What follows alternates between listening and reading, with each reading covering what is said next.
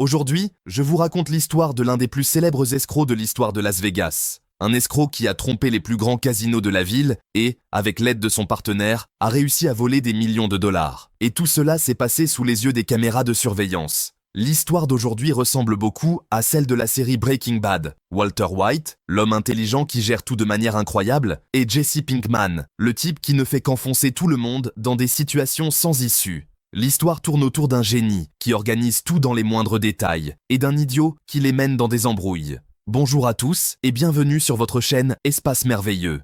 Las Vegas, connue dans le monde entier comme la ville du péché, est une ville où tout est permis. De plus, la ville brille encore plus la nuit que le jour. Mais, surtout, Las Vegas est une ville où l'objectif est de vider les poches des visiteurs. Avec environ 130 casinos, cette ville est un véritable centre mondial du jeu.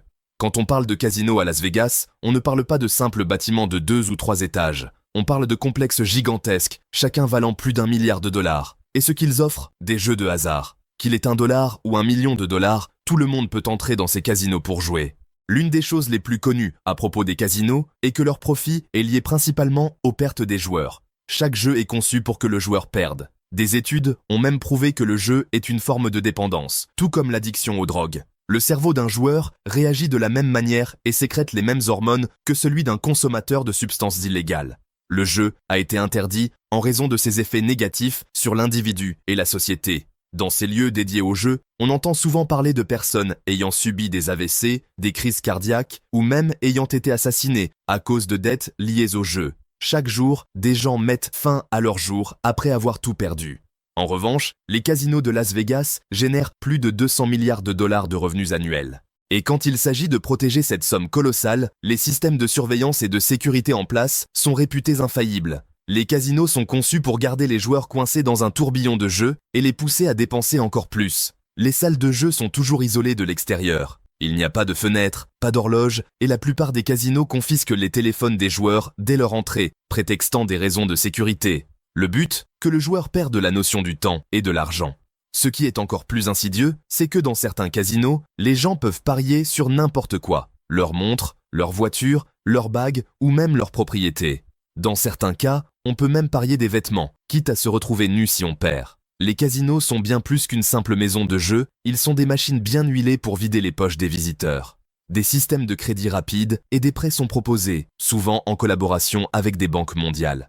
Le joueur est en fait pris dans une sorte de piège. De plus, la musique dans ces lieux change de manière calculée. Par exemple, si un joueur gagne une grosse somme, la musique devient plus excitante pour l'encourager à parier encore plus, jusqu'à ce qu'il perde tout ce qu'il a gagné. En cas de gain important sur une machine, la musique s'intensifie, les lumières s'allument et tout autour du joueur change pour attirer l'attention.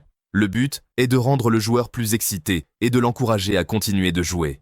Parfois, des filles se rassemblent autour d'un homme gagnant pour le flatter et lui dire qu'il est le roi de la soirée, créant ainsi un environnement propice pour qu'il perde tout ce qu'il a gagné. Si la personne qui joue est une femme, il y a des phrases spécifiques pour la motiver et stimuler sa confiance. Par exemple, un groupe de filles peut se rassembler autour d'elle et lui dire « Les femmes sommes plus fortes que n'importe quel homme. Une femme peut gagner même dans les jeux réservés aux hommes. » Elles peuvent aussi ajouter « Est-ce possible qu'une femme a réussi à battre tous les hommes autour de la table ?» Le but de ces personnes est de maintenir le jeu en cours. Si quelqu'un décide d'arrêter en disant « Aujourd'hui j'ai gagné, je vais sortir et retirer mon argent », il y a toujours des personnes qui le suivent. Ils l'invitent à faire autre chose que de quitter le casino. « Viens, on va dîner ensemble » ou bien parlons d'un sujet particulier. Bien sûr, tout ce retardement et cette discussion ont pour but d'espérer qu'il changera d'avis et retournera jouer. Quand ils s'assoient avec lui, le sujet de conversation tourne souvent autour des millions et de cette chance qui ne se présente qu'une seule fois dans la vie. Il lui rappelle que lorsqu'une telle chance se présente, elle ne se représente jamais. Très souvent, la personne qui se laisse convaincre finit par revenir jouer. Maintenant, parlons des employés. L'employé responsable des jeux de table a des compétences qui n'ont rien à envier à celles d'un magicien. Il possède une rapidité, une intelligence et une capacité à lire le langage corporel incroyable. Il est parfaitement entraîné pour identifier les escrocs ou ceux qui trichent. En même temps, il sait repérer les joueurs qui ont des cartes gagnantes et ceux qui ont des cartes perdantes. Sous la table, il y a un bouton qu'il peut presser en cas de doute, afin d'alerter les équipes de surveillance et de sécurité que quelque chose d'anormal se passe à cette table. Chaque jour, des gens sont arrêtés pour des tentatives de triche. Chaque centimètre des casinos est surveillé par des caméras, et un groupe de personnes surveille chaque mouvement à travers des écrans. C'est inimaginable à quel point la surveillance est rigoureuse. Dès qu'une personne entre dans un casino, elle échange l'argent qu'elle possède contre des jetons. Ces jetons ont vu le jour avec le jeu de poker, l'un des jeux de casino les plus populaires. La valeur des jetons correspond à la somme d'argent que vous avez échangée. L'employé vérifie rapidement l'argent pour s'assurer qu'il est valide, en utilisant des appareils qui détectent si les billets sont falsifiés. Une fois l'argent validé, il vous donne des jetons en échange. Les caméras surveillent en même les jetons. Combien vous en avez, combien vous avez dans vos poches et combien vous mettez sur la table. Tout est comptabilisé au centime près. Il est impossible de contourner ce système de sécurité, peu importe à quel point vous êtes intelligent ou habile. Cependant, en 2005, 2 personnes ont réussi à se moquer de ce système et ont gagné des millions en exploitant ces failles.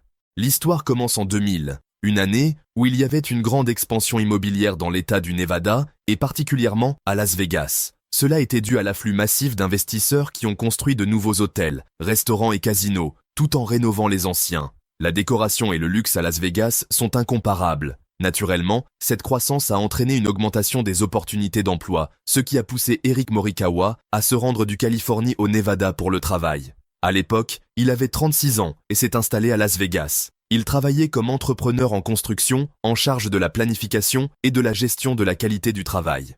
Eric disait qu'il était très impressionné par l'idée des casinos, les voyant comme un moyen rapide de devenir riche. Mais il savait aussi que, peu importe les compétences d'un joueur, il était quasiment impossible de gagner à long terme dans ces lieux. Eric savait que le système des casinos était conçu pour que peu importe ce que vous fassiez, vous perdiez votre argent. Pourtant, il continuait à fréquenter ces établissements, regardant les gens jouer, et parfois, il tentait sa chance, mais sans jamais gagner. Une idée ne le quittait pas, il pensait qu'il devait y avoir une faille dans le système des jeux. S'il arrivait à la trouver, il pourrait empocher des millions. La première idée qui lui venait à l'esprit était de pirater le système des machines à sous. Une machine à sous est une grande machine avec des rouleaux qui tournent lorsque vous tirez un levier après avoir inséré de l'argent. Si les 3 rouleaux affichent la même image, vous gagnez. Bien sûr, les probabilités d'obtenir 3 symboles identiques sont très faibles, mais les gens y jouent fréquemment, car c'est un jeu peu coûteux, $1 par partie, et certains croient qu'avec de la chance, même un petit gain peut compenser les pertes. Eric pensait que s'il parvenait à pirater ces machines et à faire en sorte que les images se répètent, il pourrait gagner. Mais après plusieurs tentatives, il a réalisé que ce n'était pas si simple et qu'il risquait d'être découvert s'il remportait plusieurs fois le jackpot. Il abandonna donc cette idée et chercha une autre solution. En 2004, Eric, âgé de 40 ans, se trouvait dans un café où il remarqua un jeune homme en larmes, dans un état de détresse évident. Il s'assit avec lui, apprit qu'il s'appelait Jeremy Lewis, un jeune homme de 20 ans, sans emploi, avec un passé criminel, ayant purgé des peines de prison pour des vols, des extorsions et des infractions liées aux drogues. Bien qu'il n'ait que 20 ans, Jeremy avait déjà passé une grande partie de sa vie en prison. Il ne parla pas directement à Eric de son passé criminel, mais lui confia qu'il traversait une période difficile, sans emploi, dormant dans la rue. Touché par son histoire, Eric lui proposa un travail dans la construction, et Jeremy accepta. Au fil du temps, ils sont devenus plus que des collègues de travail. Ils ont fini par devenir amis. Un jour, Jeremy lui parla de son passé, y compris de son talent pour falsifier de l'argent. Il expliqua comment il avait réussi à fabriquer et dépenser de la fausse monnaie sans que personne ne le découvre, jusqu'à ce qu'il soit arrêté, mais finalement libéré faute de preuves. Eric, écoutant cette histoire, se dit que Jeremy était exactement la personne qu'il cherchait. Il lui confia son projet de pirater le système des casinos pour voler de l'argent. Jeremy lui suggéra de se concentrer sur la falsification des jetons de poker utilisés dans les casinos. Cela sembla une idée brillante à Eric, et il réalisa qu'il avait trouvé la solution à son problème. Jeremy, ayant de l'expérience dans la falsification, réussit à mélanger des couleurs et des textures semblables à celles des pièces authentiques. Le toucher de la fausse pièce était quasiment identique à celui de la vraie, ce qui signifiait que l'opération de falsification avait réussi, et l'équipe célébrait ce succès. Il pensait avoir réussi à pirater les casinos. Cependant, il y avait un problème que seul Eric avait remarqué.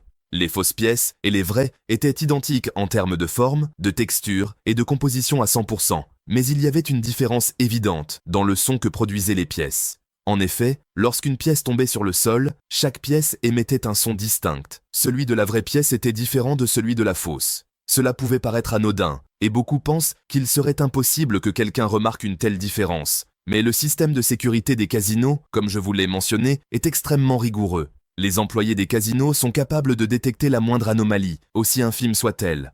L'équipe a essayé de toutes les manières possibles de modifier les caractéristiques des pièces afin d'égaliser le son, mais en vain. Ils découvrirent plus tard que la cause principale de cette différence résidait dans les machines utilisées pour construire les pièces.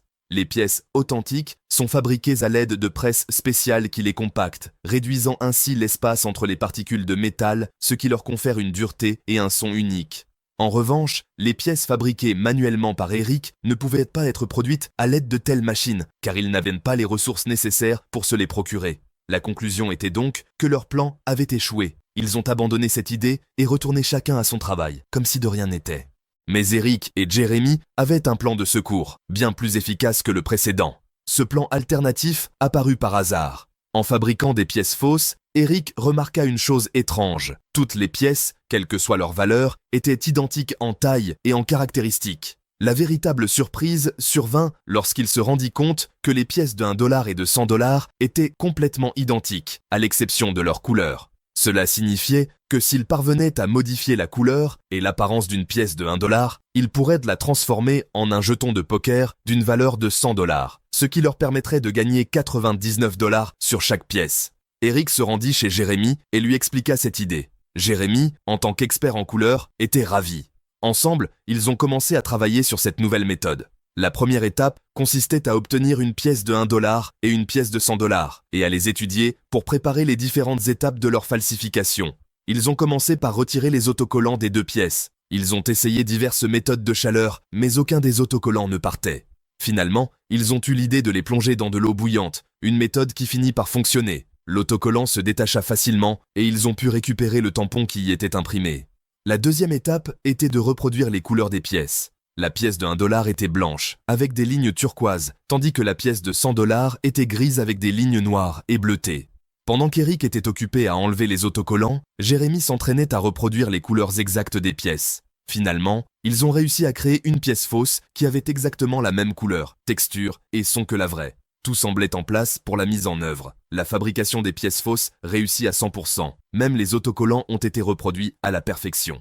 Ils ont maintenant une pièce parfaitement semblable à une vraie pièce de 100 dollars, à la fois en apparence et en texture. Pour ce faire, ils avaient besoin de seulement 1000 dollars, quelques matériaux, des jetons volés du casino et environ 4 mois d'expérimentation et de fabrication. En tout, ils n'ont réussi à falsifier que 3 pièces, mais leur travail était soigné et précis. Leur tentative consistait donc à faire circuler ces fausses pièces. Ils savaient qu'une fois les pièces en circulation, si elles étaient détectées, ils seraient découverts et leurs efforts échoueraient.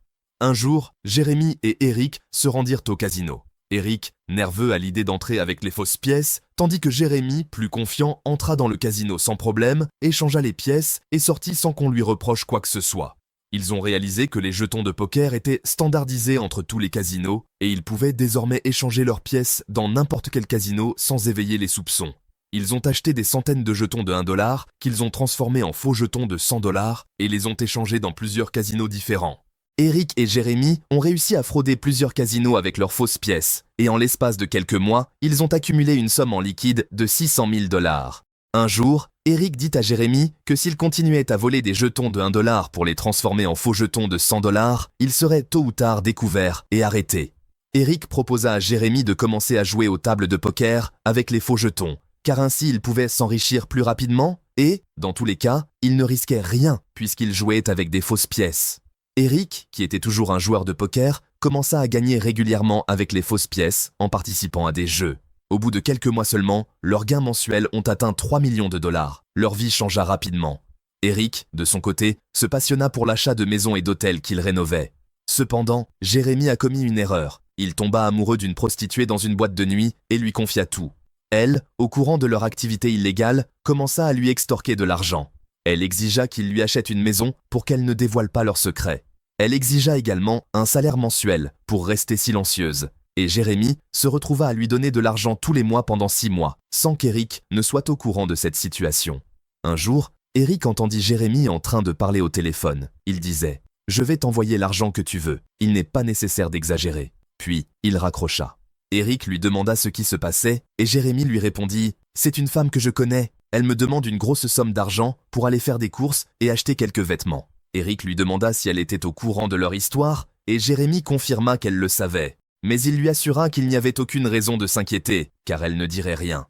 À ce moment-là, Eric se frappa la tête et lui dit « Tu te rends compte qu'à cause de toi, plus de 100 millions de dollars sont en danger ?» Quand Eric lui demanda d'où il la connaissait, il lui répondit calmement « Je la connais d'un club nocturne ». Eric n'avait d'autre solution que de se rendre chez elle et de discuter avec elle. Il lui a demandé de signer un contrat officiel chez un avocat pour garantir la confidentialité de l'affaire en échange d'une somme d'argent respectable. Cependant, la fille a refusé et elle exigeait 10 000 dollars juste pour la rencontre. En plus, elle lui imposa un salaire mensuel. Ainsi, les deux hommes se sont retrouvés impliqués avec cette femme. Bien sûr, cette histoire n'a pas duré très longtemps. Seulement 2 mois après la rencontre entre Eric et cette femme, quelqu'un frappa à la porte d'Eric. Il se retrouva face à un homme respectable qui lui dit « Je suis votre voisin et mon fils a joué dans votre jardin. Pourriez-vous me rendre son ballon ?» Mais à peine Eric s'est retourné pour aller à son jardin que l'homme se jeta sur lui, le fait tomber et lui dit « Je suis un agent du FBI ». Des agents du FBI ont envahi la maison d'Eric. Sans effort, ils ont pénétré dans le garage, découvrir le laboratoire de falsification et tout ce qu'Eric avait mis en place.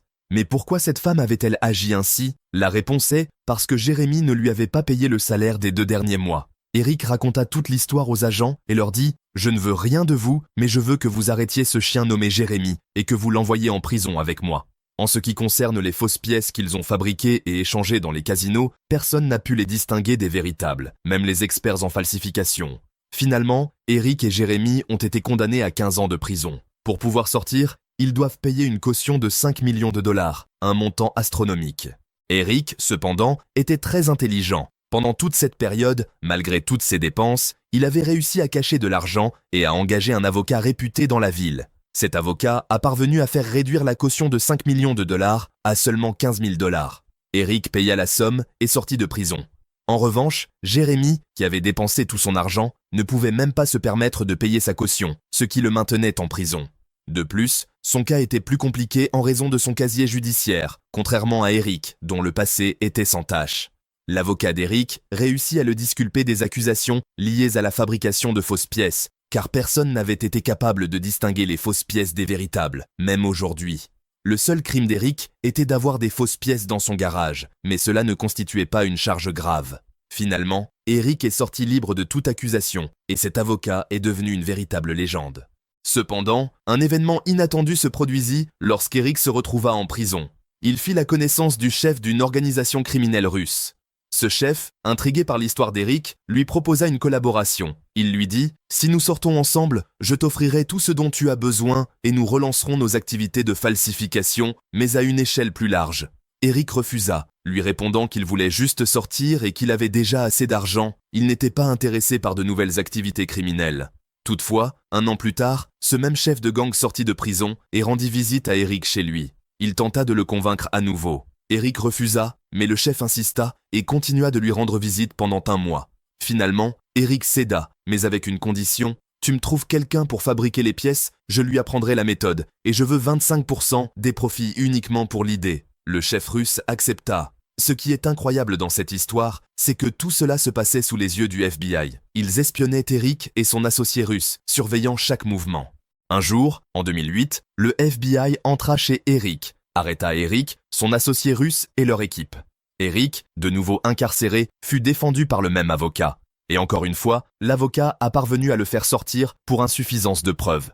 Selon certaines sources, Eric avait caché plus de 8 millions de dollars et avait fabriqué de nombreuses fausses pièces sans que Jérémy ne le sache, et il avait même réussi à les échanger tout seul. Après l'affaire d'Eric, tous les casinos ont changé leurs jetons, ajoutant une nouvelle mesure de sécurité. Une puce électronique à l'intérieur de chaque pièce, avec un numéro de série unique. Depuis ce jour, personne n'a plus jamais réussi à tromper les casinos avec des fausses pièces.